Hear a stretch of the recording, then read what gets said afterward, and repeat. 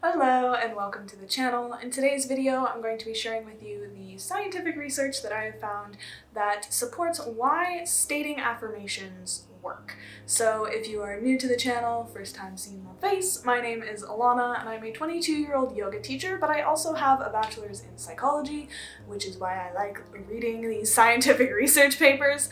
And if you missed the first video in this series, I did a research reviews all about why setting intentions work. And right off the bat, I want to differentiate between what setting intentions and stating affirmations are, what the differences are. So when you are setting intentions, you are working on currently cultivating some quality or virtue over a period of time where you are trying to reach your goal. Now with stating affirmations, it's when you speak in the present tense. So you're speaking as if the goal that you're working towards is already true, no matter how big or small it is. So really the key with affirmations is that you are stating I am statements normally, but even if it's not an I am statement, you just speak in the present tense. So some examples I like to use are I am at peace with life, I am present and mindful, my energy goes where my intention goes. That is kind of an in the moment statement. It doesn't use I am, but that's just an example. And so as you can see, these two things, intentions and affirmations, they are pretty similar. And so the same science that I talked about in the setting intentions video with the neuroplasticity and how rewiring your brain to think positively actually works.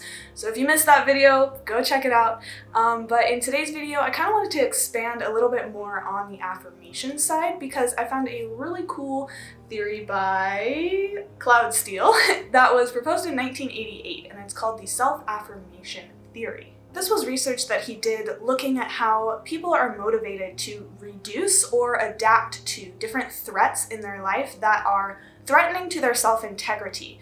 Self-integrity being defined as being a true reflection of your beliefs and your values and what you stand for in this world. And so when that becomes threatened, that makes us uncomfortable and we want to resolve it. And normally we refer to these threats as cognitive dissonance, meaning that your beliefs are out of line with your actions. So the obvious solution here would be to align your actions with your beliefs, but that only works if you're conscious of your beliefs, because fun fact, 95% of all of your beliefs, your memories, your experiences, the things that make up you are sub or unconscious, and only 5% of your beliefs are actually currently conscious and in your awareness. So let's start by defining those consciousnesses. So consciousness is just your awareness of your reality. And then your subconsciousness is things that you were aware of in the past, but you may not currently be aware of them in the present moment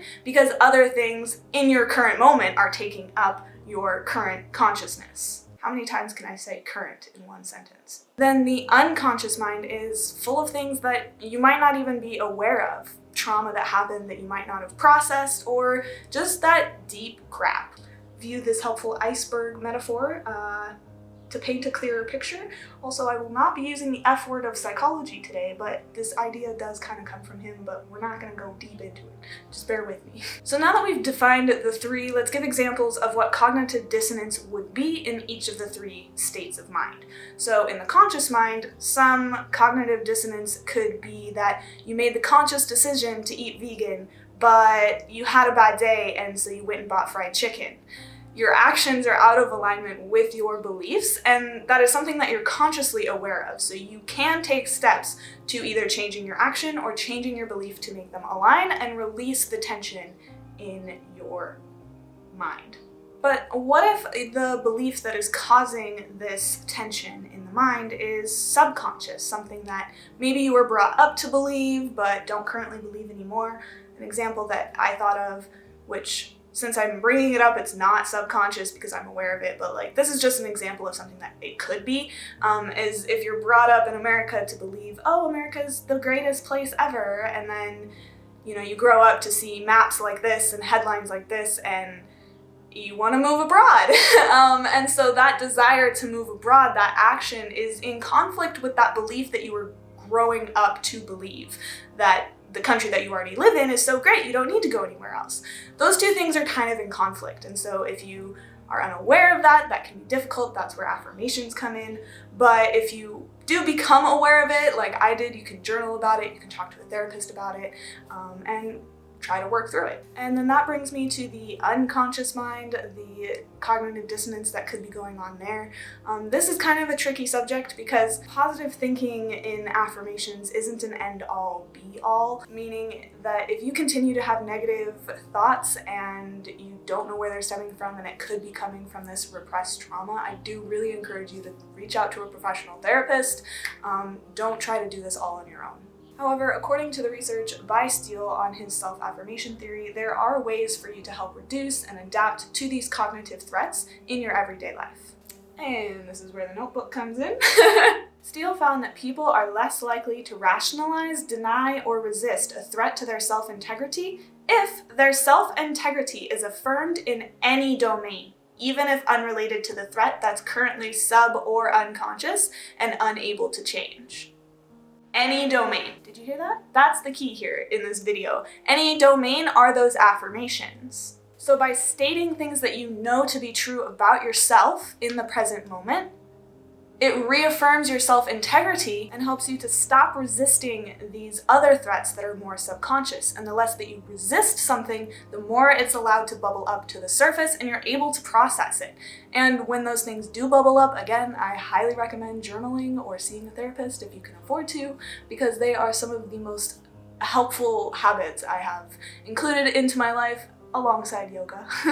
But because in order to resolve a threat within the mind, you have to be aware of the threat, it's important to start by just reaffirming the things that you know to be true and strengthening that self-integrity so that you can be strong and able to face those threats as they come up. I will leave a list of a bunch of different affirmations down in the description box of this video, so be sure to check those out. Take the ones that resonate with you, leave the ones that don't. And if any of the affirmations trigger you, you know what I'm gonna say. I encourage you to journal about it. And if you enjoyed this video, please show me your thumbs. I love to see it. It lets me know that you want to see more content like this. And also be sure to subscribe down below. I post yoga flows every week and a sit down talk with you video like this every weekend. So be sure to subscribe and stick around, and I hope to see you again in my next video. Bye guys. So as usual, adapt to these cognitive However, according to Steele's research, how long is this recording? So an intention is a quality or root. No.